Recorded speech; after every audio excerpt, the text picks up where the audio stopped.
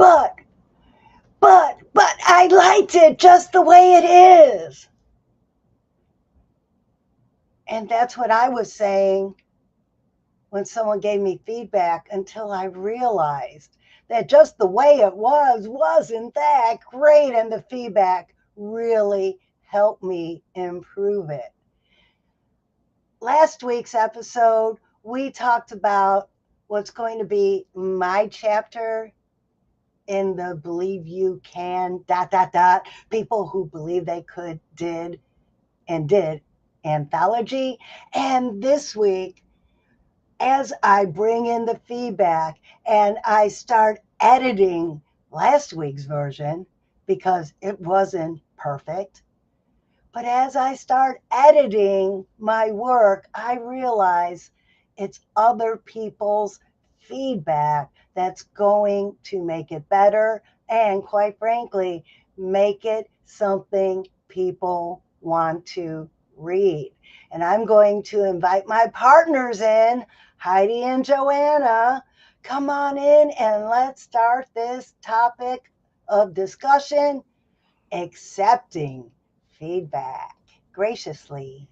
Hello, Believe Sisters. Hello, hello, Hey. hello. Welcome back, Joanna. Thank you. It's so good to be here with you.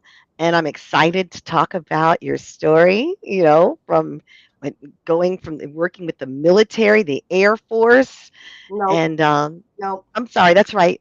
Navy and Army. The Navy, but on aircrafts, right? You're working Yeah, on aircraft. Air Yes. Force.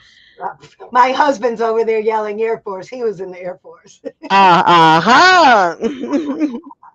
But yeah, I love that the leap, the contrast between just the friendly, beaming children's book author and the characters that you've created that are so dynamic and colorful and engaging and appealing to children.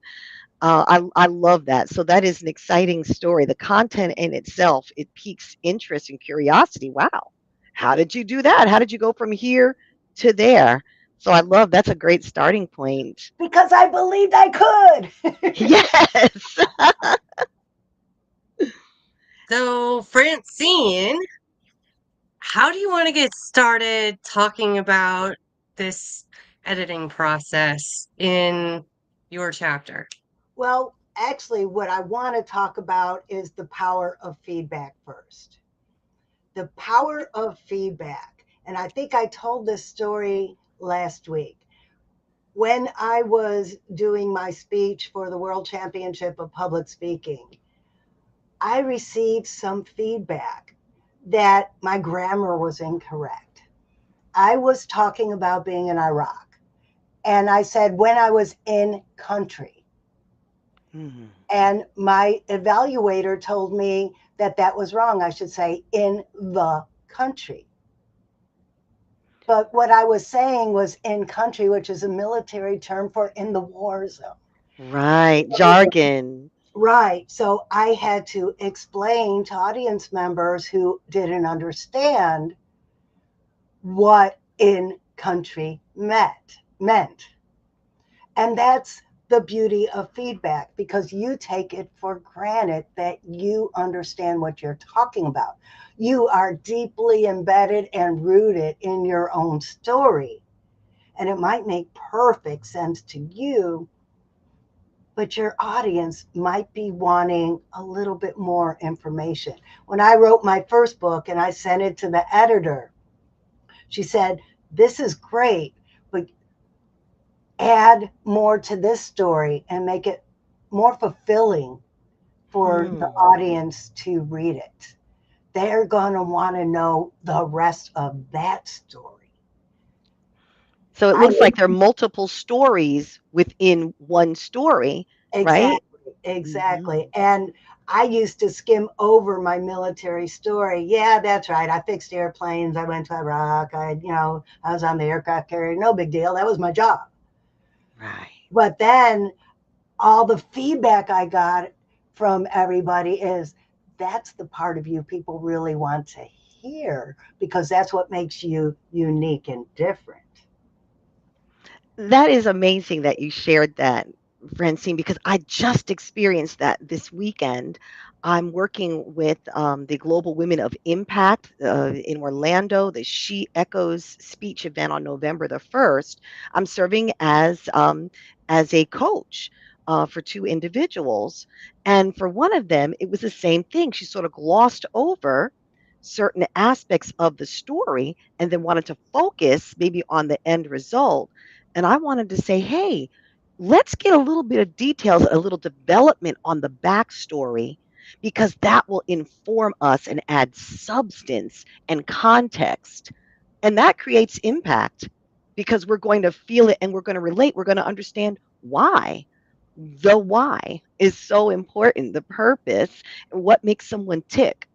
But unfortunately, though, for some people, the story, the backstory is full of has pain and triggers. Unfortunately, yes, we learned the lesson and we're implementing those lessons to help others.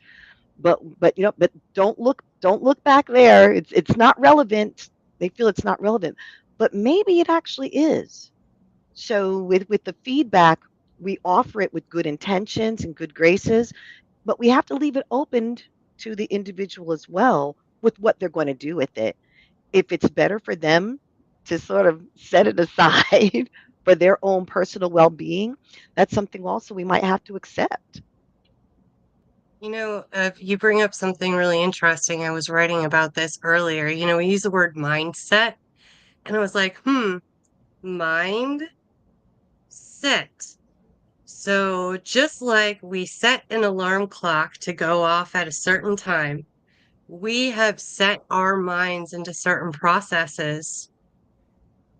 And when something happens, it just fires off that process and it becomes automatic. We've programmed these things. So I know in my own personal life, I didn't realize that this was a problem that was holding me back when it came to feedback. I would accept what the person was saying, but internally, and sometimes even with the words that I used in the response that I was getting to that feedback, I was internally kind of putting up like a defense wall. Like, what do you mean my stuff isn't good enough? And how dare they say that one part, I was just writing it that way because blah blah blah. Fill in whatever my brain was thinking of. And it took a while for me to realize when I was collaborating and songwriting with other people how this became a problem. Eventually, people just stopped offering feedback, which was horrible because I'm like, you guys, like, I really don't know how to write this part of the song. And they're like, not helping you because you're not going to like whatever it is that we say because you didn't come up with it. So that was just an automatic process that I had until I stopped and identified it and realized that that was going on. I didn't really have any control to stop it. So I wanted to mention this and as part of the conversation as well, that if you're getting feedback on something you've created at some point in time and you feel that defense wall going up, this is just your mindset kicking in. And now that you've identified it, you have a chance to change it. And so what you can do is just go, hey, you know what? This person probably has something really valuable for me to listen to right now, and it's going to help my story or this painting or whatever have more impact because of what Francine was talking about. A lot of times we do have the curse of knowledge and we can't see past certain things. And so having that feedback from other people when it is coming from the right place and not somebody just trying to tear you down, which most often is not the case, that is going to help you improve. So be open to it. When you feel that defense, say, nope, this is time to open the gates and let those words come in so that I can consider them and decide if it's something that I do want to change or not. Because ultimately, it's still up to you. Just because somebody told you to make the change also doesn't mean you have to do it. That is true. That is very true. You don't have to make changes unless it's a grammatical error. Right? Yeah, Medical, yeah. there are exceptions. And I want to piggyback. I want to yes and to what you said, Heidi, because of the work that you do with our inner judge and with people, feeling that feedback might be attached to judgment. But before that, Francine, tell us about this gesture. Is that narrow focus and, Yeah, or you can't see the forest because the trees are in the way. When uh you have, like, you know, my own story of being in the military and working on the aircraft and being in all these exciting places, well, that's my life. yeah. I can't see it from somebody else's point of view who hadn't lived it. So when I wrote a story, I had to put it out there to people who hadn't lived the story to make sure I wasn't using jargon that they didn't understand. When I explained where my face was when I was hanging upside down in the helicopter, I got feedback. Okay, does this describe the helicopter well enough to understand the predicament I was in when this was happening? Because Right. I could see this helicopter in my mind, but how many average civilians know what a shin bubble in a Chinook helicopter is? uh I think I've seen a helicopter before. right. And that's what that those details make it so exciting because you're painting the picture for us.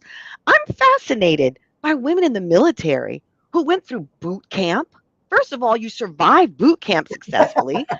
You That's why I did not go in the military. Didn't like gym class, figured boot camp was definitely out. I didn't like gym class either. I'm not athletic. I just knew that that was an opportunity I needed to take advantage of. And I believed I could, and I did. right. And that's fascinating. Or just in thinking about, military life, we think about precision, regimentation, and yes, sir. That thing, that's fascinating that that was your world. And so when you describe things as well as the helicopter, you being upside down, I want to see it. So the more descriptive you can be for someone who wasn't there, yes, whenever we have a conversation with someone and we're hearing their story or reading their passage in a book, don't we use our imagination and visualize it too, like a movie? So if we don't provide those details to help with that visual practice, they're not going to be totally engaged and immersed with it so they can experience what we want to share. And how's that really going to touch their heart if half the things are zoop, going over their head? So that's a good reason to add that. Well, and in several episodes, it's been a couple months, Heidi shared her story. And to see Heidi now as this vibrant coach helping other people wouldn't be as impactful if you didn't know where Heidi came from. And Yes. telling that story, we know is painful for Heidi, but she's willing to tell it to help people either going through it or who have family members going through it. So, having been through it herself, she's going to need the feedback from those of us who haven't been through the ordeal to tell her if she is conveying the message because she lived it. Mhm. Did I get that right, Heidi? Yeah, yeah, for sure. And sometimes I think that's what makes me stuck as I'm writing the story because I'm like, oh, am I going too deep into this? I don't know if I need to elaborate in this part. And so that's where feedback really comes in handy when you're trying to write a story that has a lot of emotion attached to it. And the other thing is it's difficult for a lot of people is just allowing yourself to be completely authentic in the story. Yeah. As a coach, I realized that I have to's not the right story. You get right to? word. I want to tell the stories of the more difficult times so that you know that I am kind of qualified to lead you through what you're experiencing. Um, but what I have learned over the years, like just beat into me from every employer that I've ever had. It's like, if anyone ever asks you how business is going, you always tell them, great, everything is great. And so I just applied that same rule. It's like, okay, we talk about that, about the business. That's what we talk about when we talk about ourselves. How you doing? I'm doing great. Everything's great. Nothing's wrong. Everything is just peachy. Look how great I'm doing. And that is really, I feel like how I led. That's how I got through that difficult situation. But you know what? I was just kind of like keeping everything that I had learned and grown through to myself. And I wasn't sharing it because I had this belief that you could only put forward like everything's great. Don't tell people the bad things that have happened. And it's true, you don't want to be sitting in a bad thing that's going on and you don't kind of have this resolution of growth, but I've had that. Yeah. And so I had to find the courage to be able to tell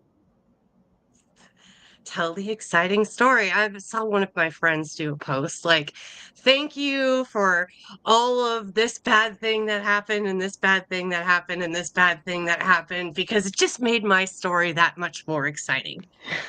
And Yeah. once I was able to kind of see that perspective and also see the impact that opening up about things that people don't normally talk about will have on other people, to get them into action, to start making the change in their life, to get them to believe that they can, is what helped me kind of get past that. And I did need feedback from other people to understand this concept and truly overcome the feedback from other people that said, no, you have to put up this fake wall all the time.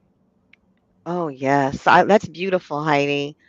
And you make me think about feedback before we share our message with others. And then another side of that is the feedback after we share our story with others.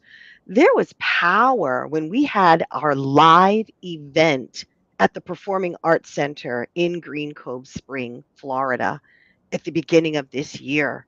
When you spoke, you shared your story, you step backstage, and before you step backstage, I'm sorry, you started singing the song that represented that journey of that young woman. And then we got to the bridge, and I got to bring out the costume change. You were able to adorn yourself with a sparkling, fabulous coat, scintillating your huge, pimped out hat because you were in that groove. And we joined you with the refrain of the chorus of the song. What was that? I can, I will. What was that? Oh gosh, you put me on the spot, and I'm Whoops, like, oh my sorry. gosh, what are the words to my own It's song? okay, but that's okay. But we were grooving with you. And you showed us what you became from the little, in the the grunge era of the early and mid 90s with your little plaid shirt. You know what I'm saying? It was a visual spectacle. It was a musical spectacle with your voice and song. And the same with Francine. Francine was Princess Francie. She was in her regal costume with the rainbow tail and the shiny the fringe skirt, and the scintillating green. You had a little preppy striped top, but then a little bling flare on the background, right? We were in character. Of course, I was, sharing Ruby's story, right? Oh, And and Ruby's story, wait right there. I gotta just do a little insert here with Joanna's was so moving. I was not ready for what the story was. And ah, it cut much deeper than I thought it was going to go.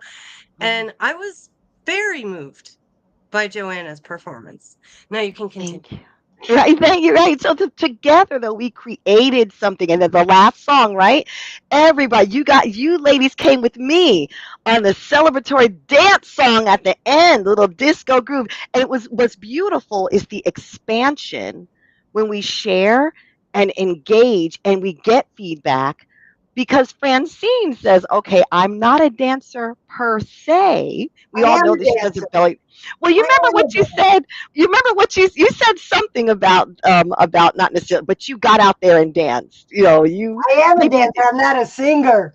right. You're not a sing right. You're not a singer dancer. But when the three of us were grooving and encouraging the audience to get involved, that was a beautiful moment that we shared, where our physical bodies as well as our hearts and our minds were engaged with these stories. And so I just wanted that was another way of getting feedback. And there were not a lot of people there that evening, but there were people that introduced us to others that can help support this movement of sharing our story and the cause of creativity and in that way. So we want everyone out there to know that when we invite you to be a part of our anthology, and we help you with constructive feedback so that your story can really shine and resonate with people.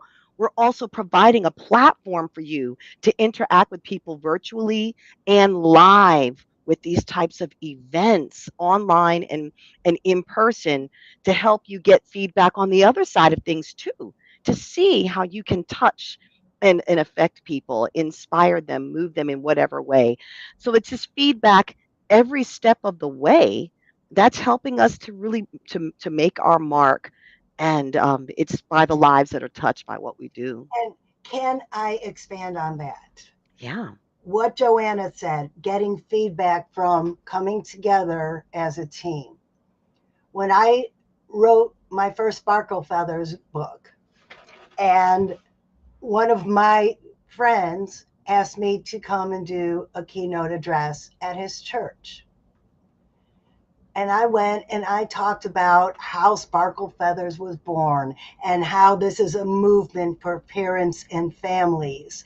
And then I got questions from the audience.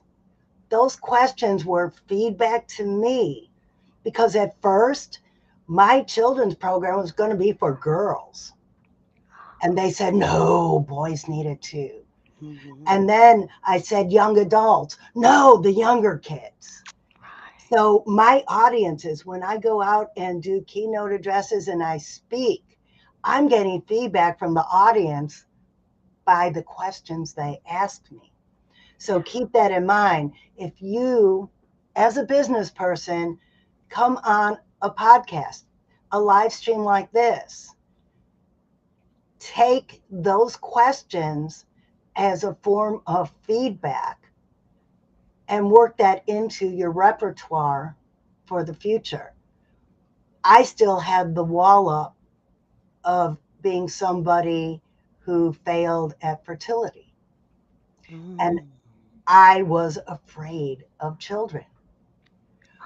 But the feedback I got from my audience, the feedback I got from my readers, led me to get over that fear and overcome and break down that wall.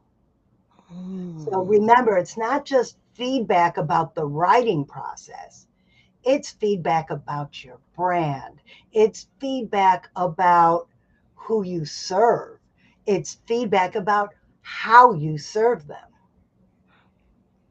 Oh, Oh, that's beautiful. incredible too. And, I think about the community groups that I have where we meet weekly. That's like a big think tank of feedback that we give each other every week.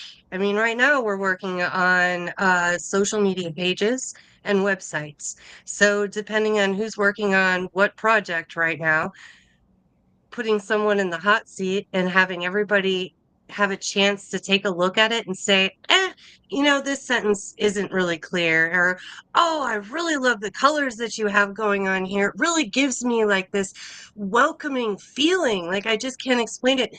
things like that really are going to help you pin down when things are working for you Yeah. and why they're not working for you. And that's the kind of perspective that you can't get on your own by yourself. So whether you join like a group, like for example, the anthology project that we have going on is a great opportunity for you to be around a bunch of people and get a bunch of feedback in a safe place where you know that everyone is constructively giving feedback, or find an accountability partner or a small group of people where this project that you're working on, you can get constant feedback throughout the whole creative development process. It is. We need that to make adjustments, to tweak it so that we can serve people more effectively and meet their needs. And I just wanted to give a shout out to the people who are tuned in. Dr. Tanya Lee greeted Hello, us and Tanya. sent us some love. We appreciate that. And I love just the power of community when you stay consistent and you just show up in the same place at the same time, and people see, wow, they're still doing this. They're still contributing value to people as creatives, as authors, as speakers, as brand ambassadors. And then they join us and they, show some love and they encourage us. So I just wanted to to give some acknowledgement that, yeah, we're making some things happen by building this community online and with in-person events, and the editing process of really bringing these thoughts to life. And then what I love too about our anthology, it's so diverse. We are looking for men, women, children, non-binary individuals of all ages and backgrounds, because learning to believe in yourself and your power and what you can do, that applies to everyone. And we have stories, they could have been on the playground in preschool, and it could have been decades later as a grandparent or something. So it's just everyone in between. And so I am excited about the people that we are curating for this experience, and a powerful tool for all of us. And feedback, it's a necessary part of our growth. So, Francine, we didn't exactly get to doing feedback on your story today, but I mean, what we talked about was the stuff that a lot of people aren't always talking about concerning feedback. Why it's so important, how it can help you grow, how it can help you understand your audience better, how it can help you have more impact with the same project. And the reason I wanted to talk about this today is aspiring authors who have never written and published are afraid they're not good enough. And Hmm. I'm here to tell you, when I started, and I still might not be good enough, but it's the feedback I get that I incorporate, that I rework, that I mold, that I nurture. That's how the end product turns out into something that started a movement. I didn't do this all by myself. Hundreds of people have given me feedback that turned this movement into what it is. Yeah, Mm. that's what it takes. That's an excellent note. I think you put a cherry on top of this sundae.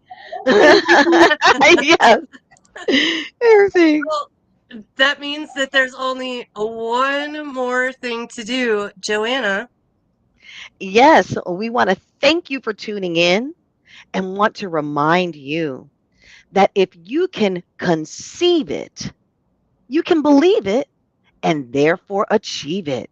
So from the head, To the heart, to the hands. yes, Yes, you you you can can. Yeah. And that's a wrap. Woohoo! See you guys all in the online community and check you guys back here at